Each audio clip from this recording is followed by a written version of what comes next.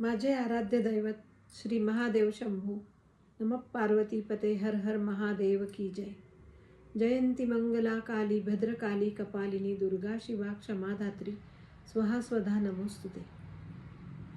ज्योतिष मित्रांनो, आज आपण विजयादशमीच्या मुहूर्तावर मी ज्योतिष चॅनल सुरू करत आहे।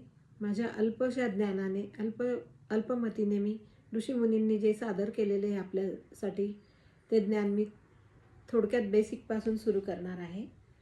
पुढे अजून खूप मोठा टप्पा आहे। मी पण अजून अभ्यासकच आहे आणि खूप वर्ष आपण शिकत राहणार आहे कायम। ते खूप समुद्रासारखं आहे ते ज्ञान। ज्योतिषशास्त्र महादेवांनीच निर्मित केलेलं ज्ञान आहे हे। 12 राशी आणि 27 नक्षत्र ही 360 अंशामध्ये विभागली गेली आहेत।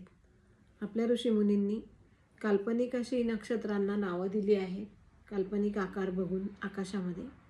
27 नक्षत्र आहेत, जशी अश्विनी, भरणी, कृतिका, रोहिणी, मृगशिरा, आर्द्रा, पुनर्वसु, पुष्य, आश्लेषा, मघा, पूर्वा फाल्गुनी, उत्तरा फाल्गुनी, हस्त, चित्रा, स्वाती, विशाखा, अनुराधा, ज्येष्ठा, मूळ, पूर्वाषाढा, उत्तराषाढा, श्रवण, धनिष्ठा, शततारका, पूर्वा भाद्रपदा, उत्तरा भाद्रपदा आणि रेवती अशी 27 नक्षत्र एकूण 12 राशींमध्ये 2.5 या चरणांमध्ये नक्षत्र 2.5 नक्षत्र एका राशीमध्ये अशी विभागली गेली आहेत। 9 नक्षत्र चरण एकेका राशीत आहेत, मग त्यालाच आपण नवमांश म्हणतो।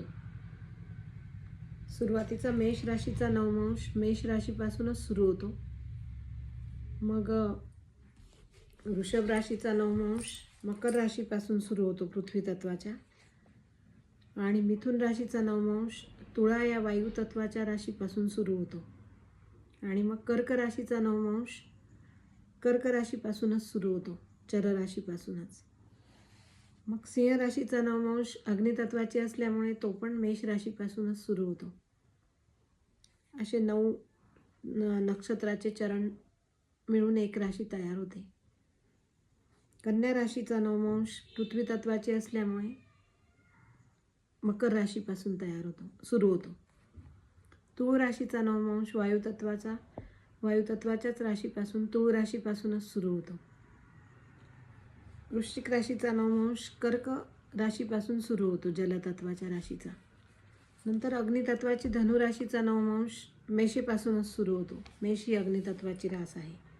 आणि मकरेचा नवमांश हा देखील पृथ्वी तत्वाचा असल्यामुळे मकर राशीपासूनच सुरू होतो।